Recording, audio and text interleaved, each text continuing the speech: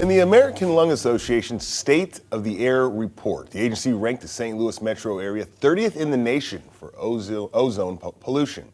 Dr. Shiraz Dowd with BJC Healthcare joins us this morning to discuss who can be impacted the most and whether or not you should seek medical attention. Good morning, doctor. Good morning. Thanks for having me. Thank you for being here. So who is impacted the most by poor air quality? So poor air quality tends to affect, unfortunately, the children are probably the most important group that's affected. They tend to have developing lungs and use more air when they're outside, playing in the polluted air.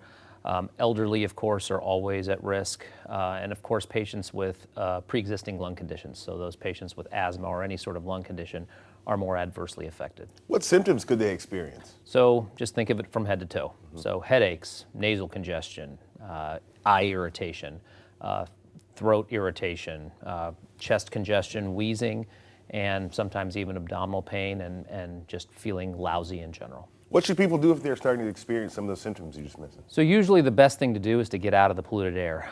If they can get inside to a more temperate climate, less hot, less cold, just sort of more temperate. Things like air purifiers and masks can be helpful. It's somewhat challenging when it's warm outside and kids want to play outside, but just really getting out of the polluted air is the best thing. When should someone seek medical help?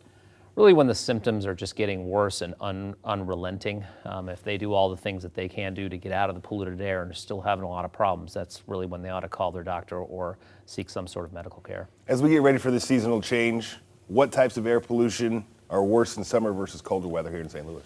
So in the summer weather, it's certainly worse just because the hot sun, the hot air with the pollutants really tends to cause symptoms.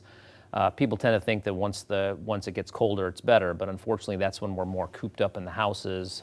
For some of the rural communities, they're using wood-burning stoves and things where there's more pollutants inside the home. It can be just as problematic as in the summer. What are the color codes for air quality and what do they mean? Think of it as like a traffic light. So green is good, yellow is a little more bad, and red is certainly the worst. So we tend to, in St. Louis, have more of the green and yellow codes, and as it gets higher, it's just more pollutants in the air, more symptoms for patients that are at risk. Doctor, thank you for being here this morning. Thank you very much. We appreciate it. We're going to have this full interview posted on our website, fox2now.com, shortly.